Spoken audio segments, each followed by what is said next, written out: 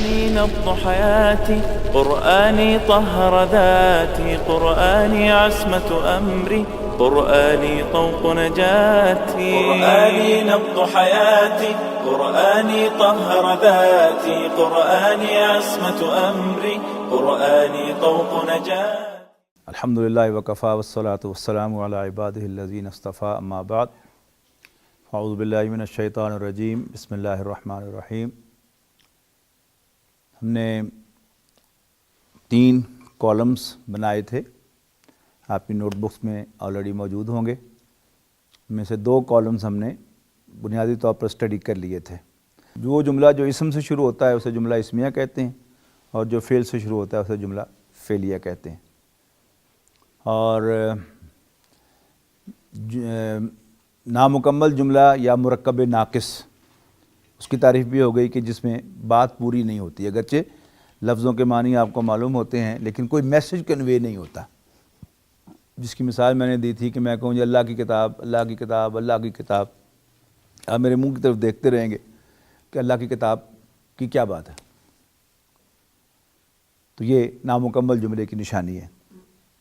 اسے مرکب ناقص بھی کہتے ہیں اور اس کو نامکمل جملہ بھی کہتے ہیں، اور جو مرکب تام ہے یعنی مکمل مرکب، اسی کا نام جو ہے وہ جملہ ہے۔ ٹھیک ہے جی، تو اس میں 2 قسمیں ہیں، جملہ اسمیہ، جملہ فعلیہ، وہ اپنے نوٹ کر لیں۔ اب مرکب ناقص کی 2 قسمیں ہم نے کل پڑھ لی تھیں۔ پچھلی نشست میں ہم نے مرکب ناقص کی 2 قسمیں پڑھی تھیں۔ کون کون سی پڑھی تھیں؟ مرکب اضافی اور مرکب پھر بولیں اضافی،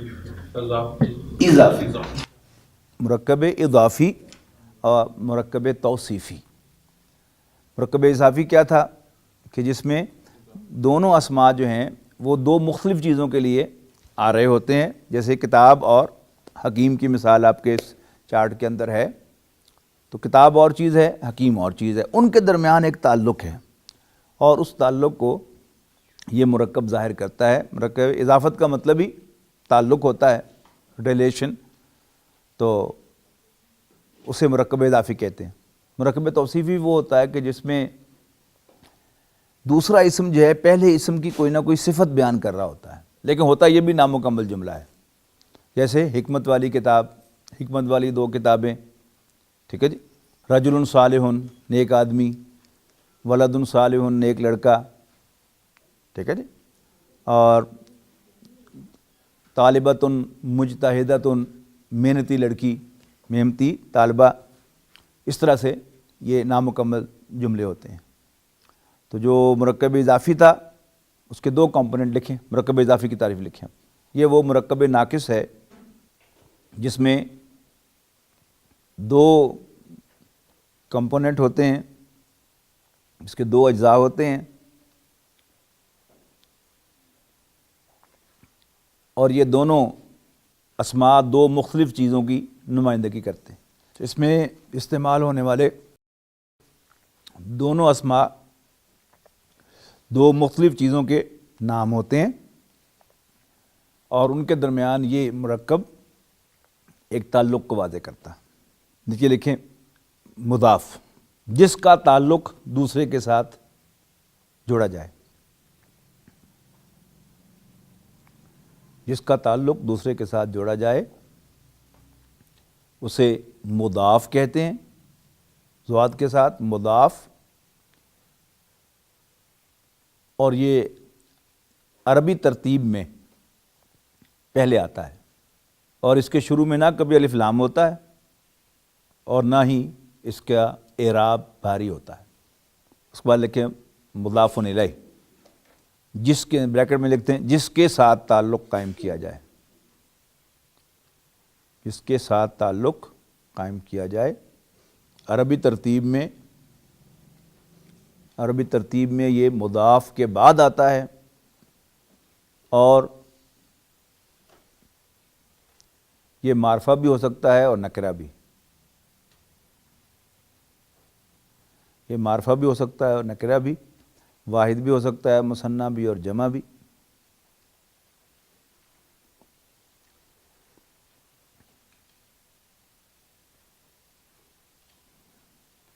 مذکر بھی ہو سکتا ہے اور مؤنث بھی۔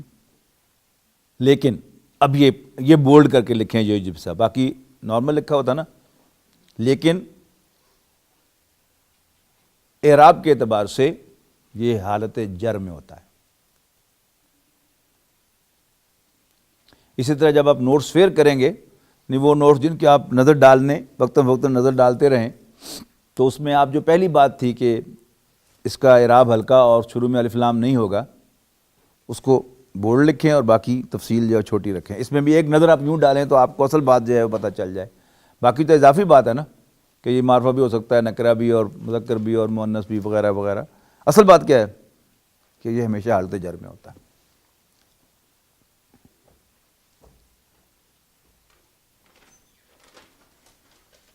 آگے لکھیں مرکب توصیفی۔ یہ وہ مرکب ناقص ہے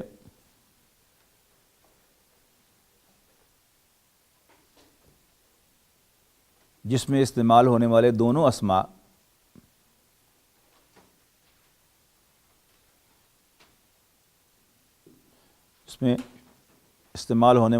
اسماء ایک ہی چیز سے متعلق ہوتے ہیں۔ یعنی یہ بات آپ کے تحت شعور میں شاید کہیں پڑی ہوئی ہو، لیکن شاید آپ کے شعور پر وہ نہیں تھی۔ یہ فرق جو ہے کہ مرکب اضافی میں دونوں کمپوننٹس جو ہیں وہ دو مختلف چیزوں کو ریپرزینٹ کر رہے ہوتے ہیں، اور یہاں پر دونوں کے دونوں اسماء مرکب توصیفی کے وہ ایک ہی چیز کو ریپرزینٹ کر رہے ہوتے ہیں۔ دوسرا اسم پہلے اسم کی کوئی صفت ہوتا ہے، لہذا پہلے کو موصوف اور بعد والے کو صفت کہتے ہیں۔ لہذا پہلے کو موصوف اور دوسرے کو صفت کہتے ہیں۔ اب لکھیں موصوف۔ موصوف اسم کے چاروں اعتبارات سے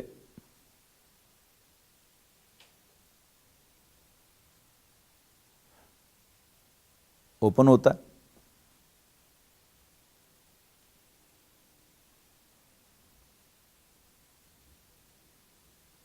یعنی اس پر معرفہ نکرہ، عدد، جنس اور اعراب کی کوئی پابندی نہیں ہے۔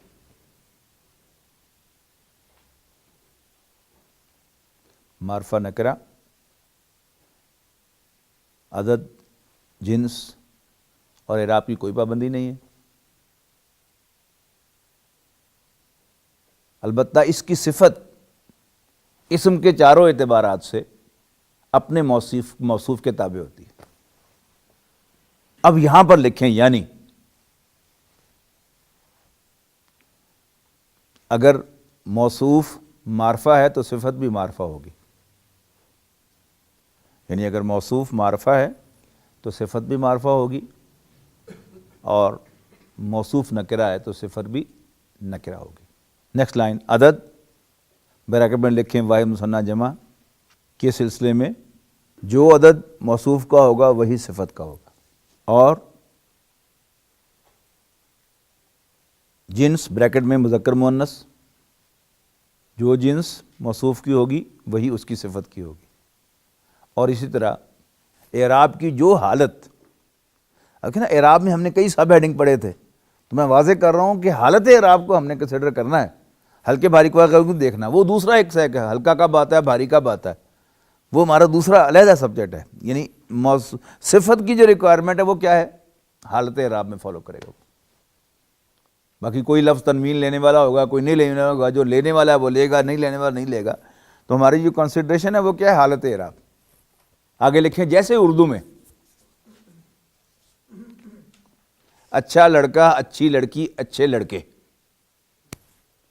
آگے نا، یعنی عدد اور جنس دونوں کا فرق آ گیا کہ جیسے جو موصوف ہے، اگر موصوف لڑکے ہیں تو اچھے صفت ہے نا لڑکوں کی، اور اگر واحد مذکر ہے تو اچھا، اور واحد مؤنث ہے تو اچھی۔ تو اچھے لڑکے اور اچھی لڑکی، ابلیغ کر دیں لڑکیاں، اور اچھے لڑکے۔ تو نمبر جینڈر کے اعتبار سے صفت جو ہے جیسے اردو میں بدلتی ہے، ایسے ہی صفت عربی زبان میں بھی اپنے موصوف کے تابع ہوتی ہے، اسم کے چاروں اعتبارات سے. کلیئر ہو گیا جی؟ اب سوچیں آپ قرآن مجید میں آپ نے کوئی مرکب توصیفی کہیں پڑھے ہیں، کچھ لکھے ہیں، کچھ یہ میں ہے کہ نہیں ہے؟ قرآن مجید، القرآن المجید، کتاب حکیم، یہ بھی قرآن مجید کا ایکسپریشن ہے، ٹھیک ہے نا؟ النبی الامی، النبی الامی، رسول کریم، رسول کریم، اللہ الولی، اللہ الولی، اللہ القدیر، اللہ الغفور، کتاب حکیم، اللہ الولی،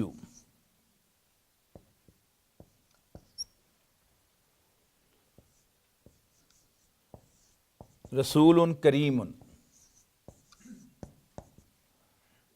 النبی الامی، محمد رسول صلی اللہ علیہ وسلم، کتب قیمۃ، نکرہ نکرہ، یوں بولے جلدی جلدی، نکرہ نکرہ، واحد واحد، مذکر مذکر، رفع رفع. تو وہ کنکلوڈ کریں کہ یہ مرکب اضافی ہے، ٹھیک ہے نا؟ میں نے آپ سے یہ پوچھا تھا، یہ بھی توصیف، مرکب بھی توصیف. لکھ کے کریں، لکھ کے. وہ بھی پڑھا نہیں جملہ اسمیہ ہم نے، لیکن یہ لکھ کے کریں نا سارے، یہ بھی چلے گا غلطی کہاں ہوئی ہے. دیکھیے محمد، یہ رسول اللہ صلی اللہ علیہ وسلم کا اسم ذات ہے نا، پراپر ناؤن ہے، معرفہ ہوتا ہے. تو یہ معرفہ ہے، یہ نکرہ ہے، مرکب توصیفی نہیں ہو سکتا. یہ کچھ اور ہے، یہ کچھ اور وہ کچھ اور جو جملہ اسمیہ. یعنی اسی طرح غلطی ہوتی ہے انسان سے. یعنی جب میں نے آپ سے کہا تھا نا کہ جب آپ کی روٹین بن جائے گی تو آپ، یہ عادت بن جائے گی آپ کی ان سب چیزوں کو کنسیڈر کرنا، تو آپ نماز میں قرآن مجید سن رہے ہوں گے تو آپ کا ترجمہ خود بخود صحیح ہوگا. لیکن اگر آپ اس کی عادت نہیں ڈالیں گے تو پھر کیا ہوگا؟ ایسی غلطیاں ہوں گی، اور یہ بلنڈرز،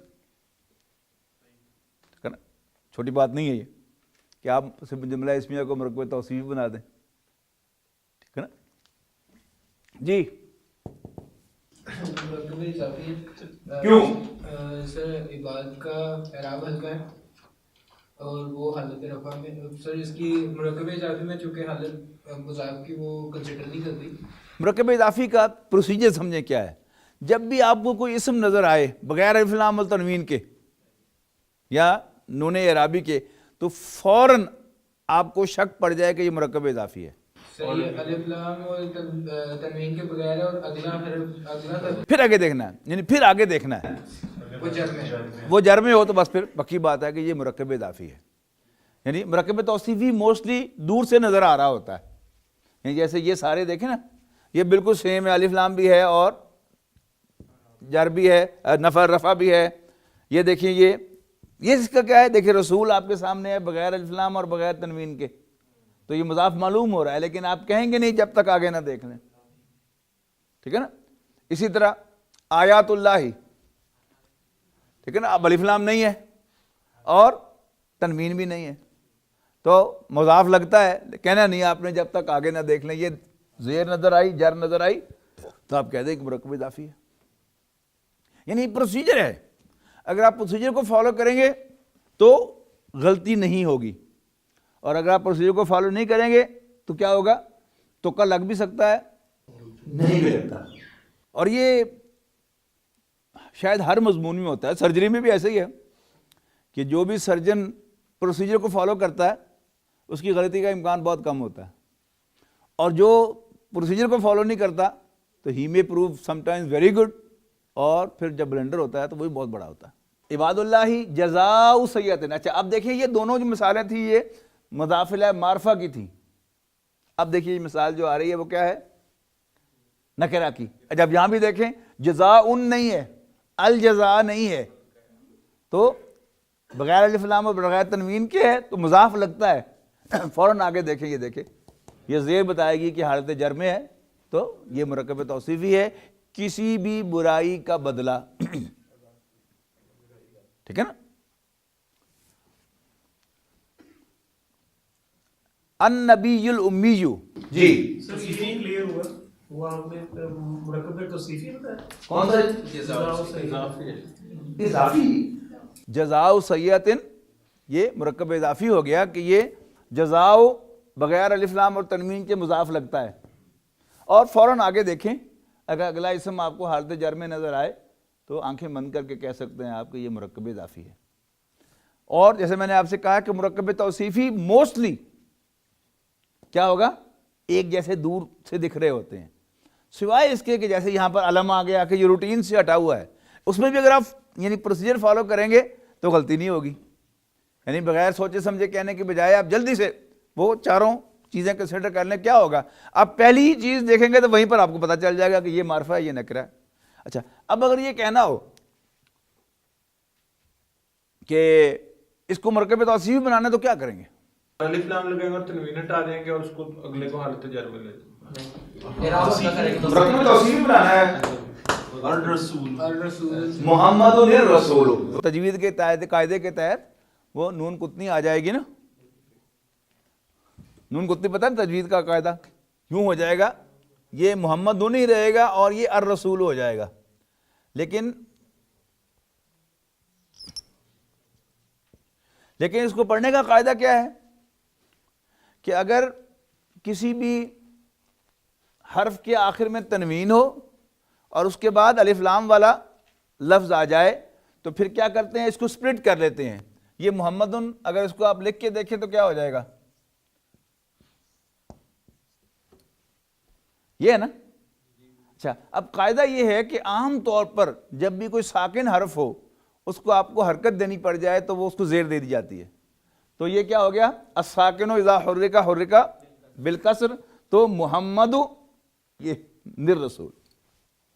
ایک وہ ڈاکٹر تھے، وہ حافظ تھے شروع سے، تو کہتے ہیں کہ جی آخری دن تراویح کا وہ پہلی دفعہ یعنی سامنے کھڑے تھے تراویحوں میں، تو آخری دن تھا، مسجد بھری ہوئی تھی، تو حافظ صاحب ذرا جوش میں تھے، انہوں نے قل هو اللہ احد اللہ الصمد، اس نے پیچھے سے ٹوک دیا.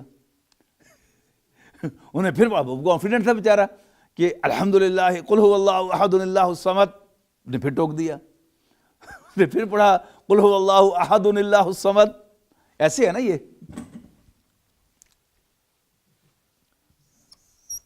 قل هو اللہ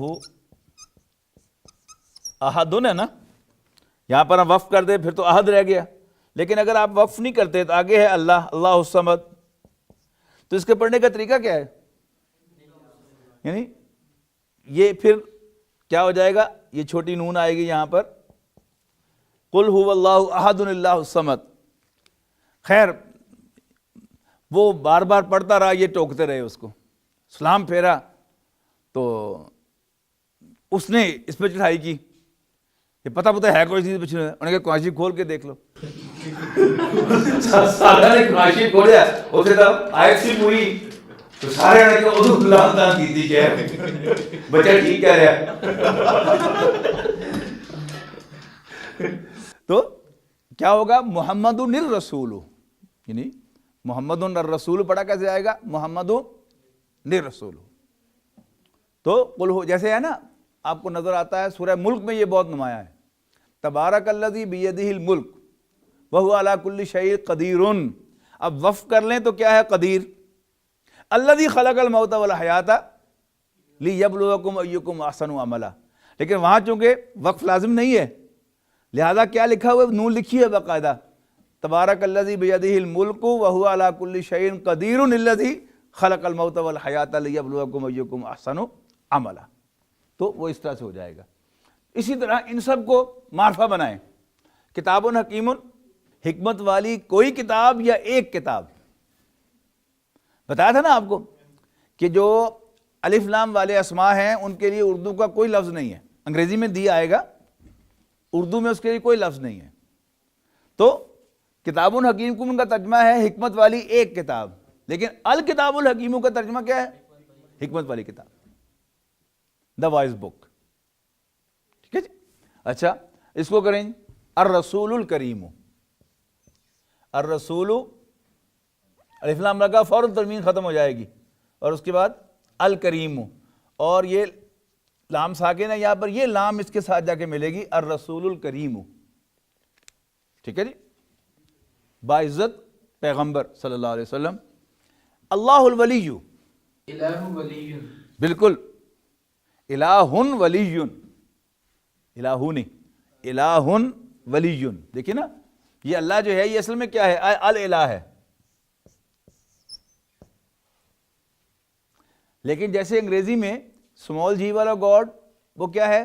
ایک خدا، اور کیپٹل جی والا گاڈ خدا، ٹھیک ہے نا؟ تو اس کے ساتھ نہ دی لگتا ہے، اور نہ اس کے ساتھ، نہ اس کی مؤنث ہے، نہ اس کی جمع ہے.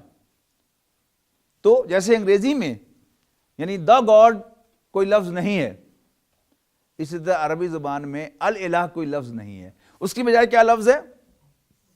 اللہ. اس کو نکرہ جب کریں گے تو کیا ہو جائے گا؟ الہ ولی.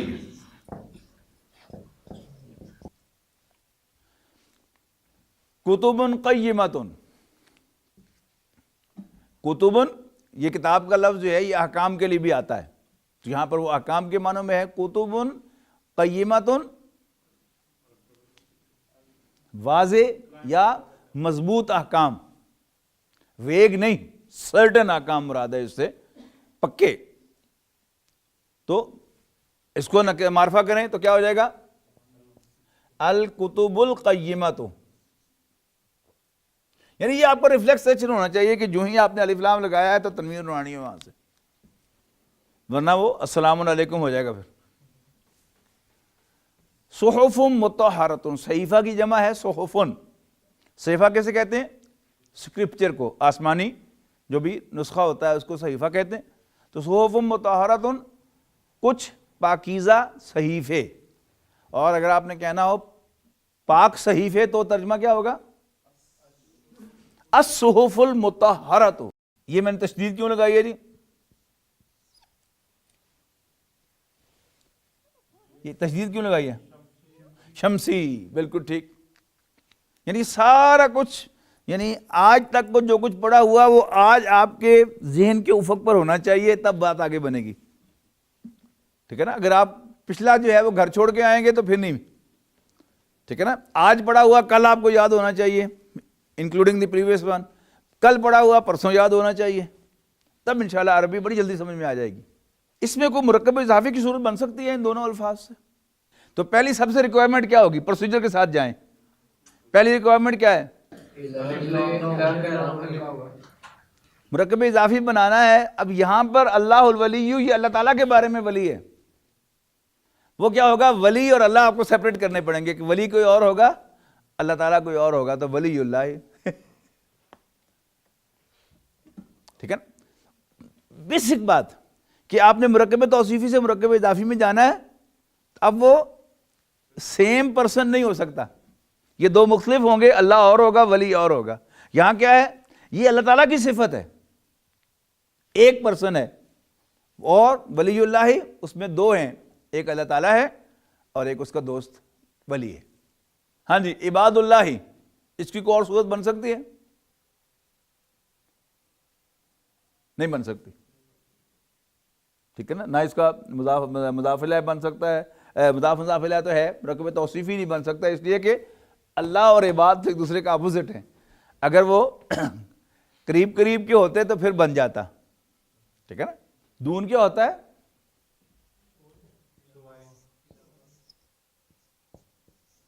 ادر دین. دون اللہ، ادر دین اللہ. من دون اللہ، ادر دین اللہ ہوتا ہے نا، کہ اللہ کے سوا کسی اور کو معبود نہ بناؤ، تو کیسے کہتے ہیں؟ من دون اللہ. وہ من کی وجہ سے دون ہی ہو جاتا ہے. نارملی یہ دونا زبر کے ساتھ آتا ہے. رب العالمین. پروسیجر کے ساتھ چلیں جی عبد الرحمان صاحب، اسٹیپ بائی اسٹیپ. اگر آپ کی اپنا اسم کی چاروں حالتوں کے بارے میں پوچھ رہے ہیں، آپ یہ کیا پوچھ رہے آپ اس پہ بار بار دیکھیں، اس کو غور کریں، اس کو کچھ منہ سے بولتا ہے. دیکھیں نا، اسم ہے، آپ نے معرفہ نکرہ دیکھنا ہے. یہاں کیا ہوگا؟ الف لام لگا ہوا ہوگا، اور یا الف لام نہیں ہوگا, الف لام لگا ہوا ہوگا تو تنوین نہیں ہوگی.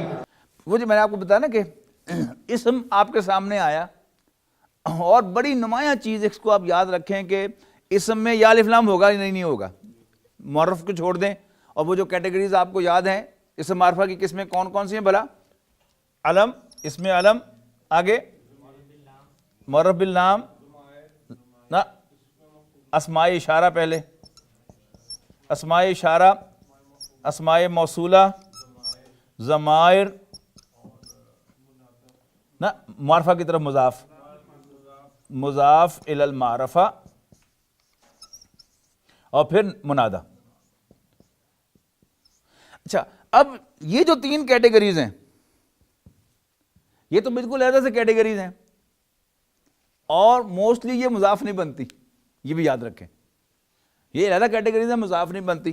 باقی آپ نے کیا کرنا ہے کہ آپ نے یہ دیکھنا ہے اس میں علم تو نہیں اور منادہ تو نہیں.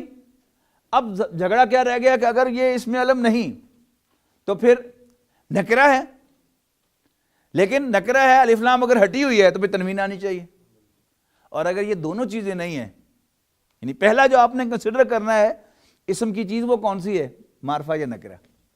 آگے تو بعد میں جانا ہے آپ نے, تو پہلے ہی آپ کو نظر آیا کہ یہ معرفہ گڑبڑ والا معرفہ ہے, الف لام بھی نہیں ہے اور تنوین بھی نہیں ہے, دونوں چیز. حالانکہ یہ کیا ہے, کمبینیشن یہ ہے, الف لام ہو تو تنوین نہیں ہوگی, تنوین ہوگی تو الف لام نہیں ہوگی. تو یہاں دونوں غائب جو ہیں یہ آپ کو پہلے ہی اسٹیپ پر جو ہے وہ علام کرے گا کہ یہ کوئی خاص ہے, تو وہ آپ کو فوراً ذہن جائے گا مرکب توصیفی نہ ہو گئی. آپ آگے دیکھیں گے, اب یہ دیکھیں یہ کیا ہے, اس کا کریں انالیسس. جی نکرہ کے معرفہ ہے, جی معرفہ ہے ڈیفینیٹلی,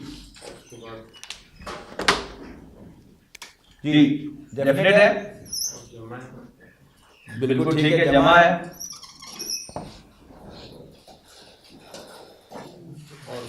مذکر ہے. کیا نشانی آپ کو مذکر کی نظر آئی؟ نشانی نہیں مل رہی جی مؤنث کی کوئی نشانی نہیں ہے. یہ اینا کی جمع ہوتی ہے مذکر کی,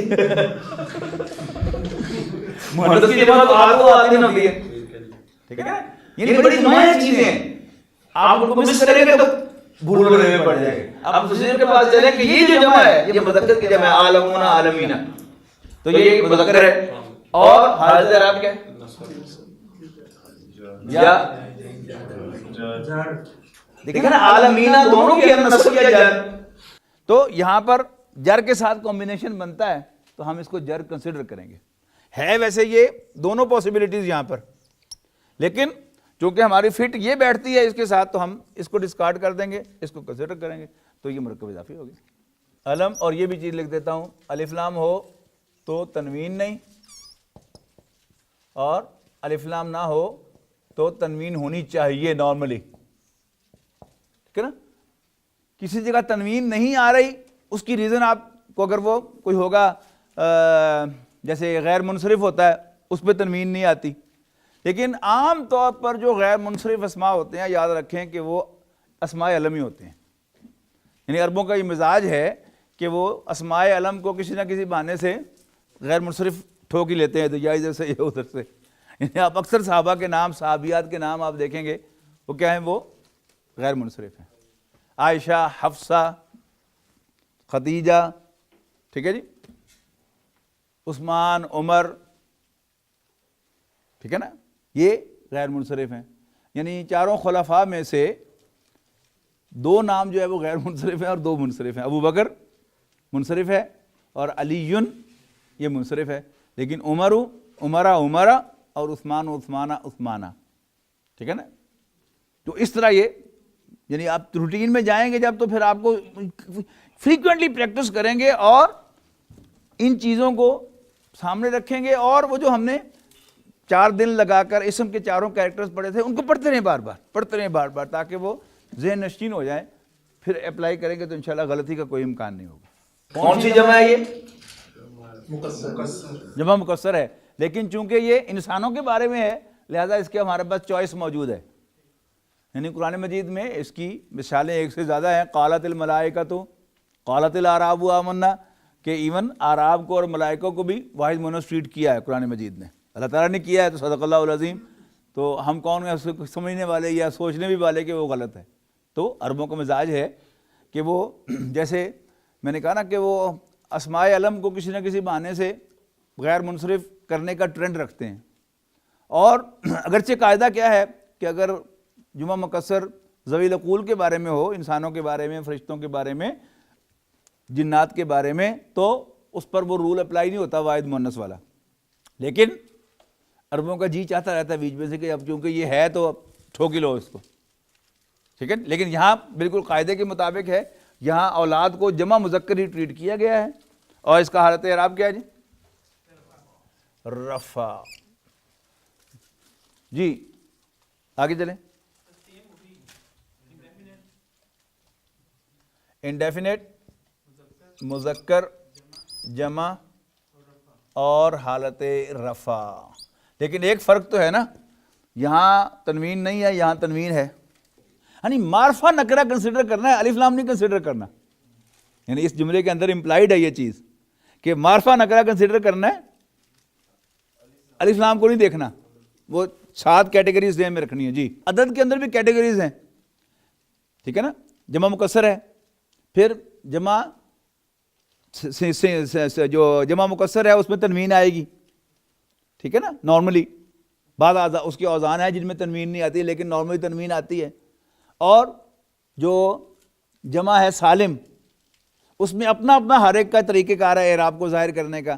تو ہر ایک کا جو اپنا طریقہ کار ہے اس کو ہم نہیں دیکھنا، سیدھی موٹی سی چیز بیسک 4 چیزیں دیکھنی ہیں: معرفہ نکرہ، واحد واحد، مثنیٰ مثنیٰ، جمع جمع، مذکر مذکر، مؤنث مؤنث. یہ حالت جو ہے نا اس کو انڈر لائن کریں.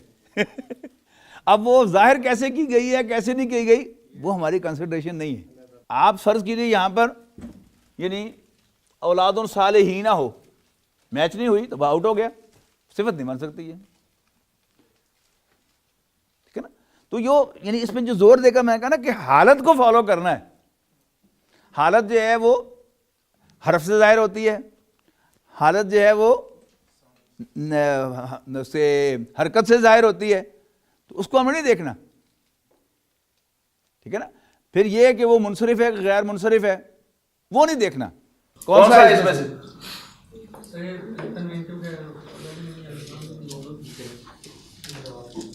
دونوں ہی نہیں ہیں، مضاف ہونے کا شک پڑا ہے نا. اب یہاں یہ حالت جر میں ہو تو ہونا تھا نا مرکب اضافی. تو اب اس کا تجزیہ کریں، آ جائیں. مریم کا تجزیہ کریں. معرفہ ہے کہ نکرہ ہے؟ معرفہ ہے، ٹھیک ہے جی. مذکر ہے کہ مؤنث ہے؟ واحد ہے کہ جمع ہے؟ واحد ہے اور مؤنث ہے. حضرت مریم سلام علیہا. حالت اعراب کیا ہے؟ اب یہ دیکھیں غیر منصرف کیٹیگری آ گئی نا. تو جو کیٹیگری ہے اس کا اعراب وہ کیسے ظاہر ہوتا ہے جر کا، ہم نے وہ دیکھنا ہے. تو جو غیر منصرف اسماء ہوتے ہیں وہ زیر قبول نہیں کرتے اور اس میں جر کا اعراب بھی زبر سے ظاہر کیا جاتا ہے.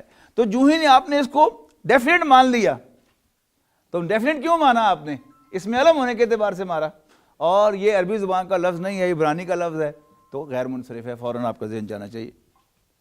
یہ دیکھیں یہ جا قرآني نبض حياتي، قرآني طهر ذاتي، قرآني عصمة أمري، قرآني طوق نجاتي. قرآني نبض حياتي، قرآني طهر ذاتي، قرآني عصمة أمري، قرآني طوق نجاتي.